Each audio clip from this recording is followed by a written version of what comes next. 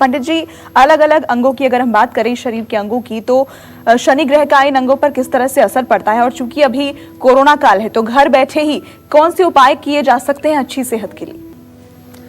देखिए, अपने दर्शकों को बताना चाहूंगा, शनि ग्रह का वैसे तो शरीर की हड्डियों पर, नाभि पर, फेफड़े पर, बालों पर, आंख की भौहों पर, कनपट्टी पर, नाखून पर, घुटने पर, जोड़ों के दर्द में, एड़ी में और हर प्रकार की स्नायु तंत्र में, आंत और कफ पर अच्छा और बुरा दोनों प्रभाव पड़ता है।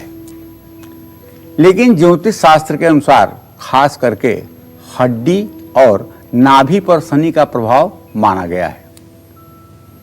शरीर में अगर हड्डी मजबूत नहीं है तो फिर कुछ भी सही नहीं है, लेकिन हड्डी को अकेले कमजोर करने की क्षमता शनिदेव में नहीं है। उसमें इनके पिता का सहायक होना आवश्यक है, अर्थात सूर्यदेव का कमजोर होना आवश्यक है।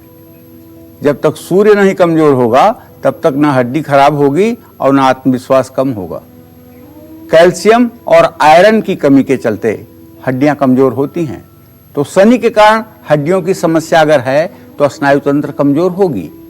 कई बार शनि के कारण दुर्घटना में भी हड्डियां टूट जाती हैं। इसका इलाज लंबे समय तक चलता है।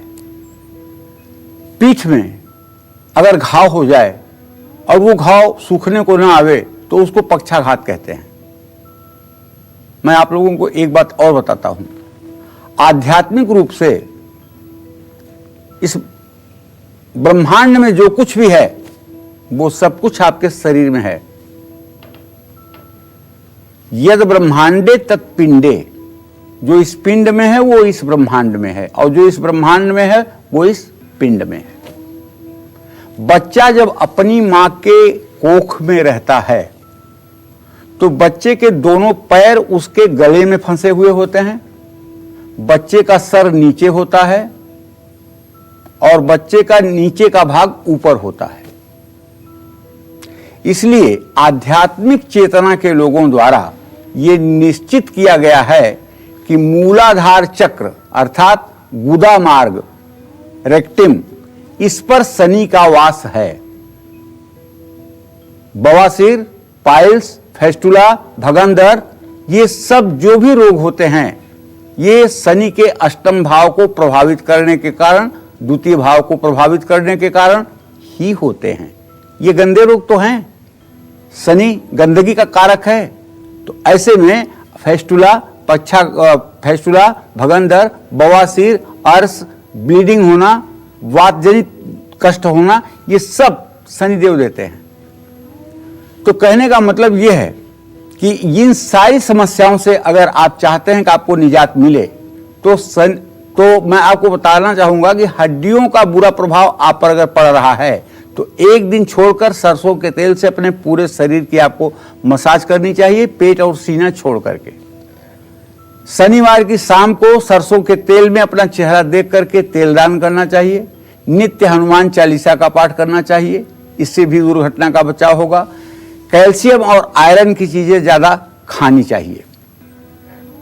और अगर बहुत ज्यादा कुपित शनि हो तब 108 टुकड़े समी के हरी लकड़ियों का लीजिए, हरी लकड़ियां समी की लाइए और उसके 108 छोटे छोटे 2-2 इंच के टुकड़े बनाइए और तांबे के हवन कुंड में आम की लकड़ियां जला करके, कपूर रख करके आम की लकड़ियां जला करके जब अग्नि खूब प्रज्वलित हो जाए तो एक बर्तन में गाय का घी रखिए और एक बर्तन में पंचगव्य रखिए।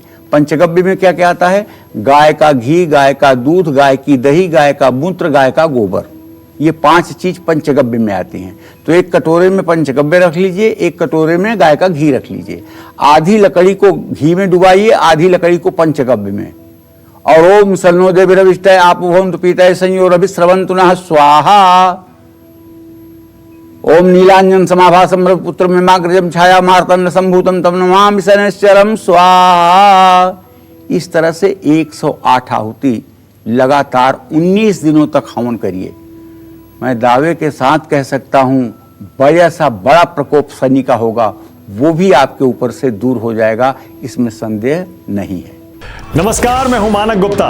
अगर आपको हमारा ये वीडियो पसंद आया हो तो इसे लाइक और शेयर जरूर करें और हाँ, हमें सब्सक्राइब और फॉलो करना ना भूलें ताकि आप देश और दुनिया की कोई खबर मिस ना करें। तो जुड़े रहिए हमारे साथ और देखते रहिए न्यूज़ 24।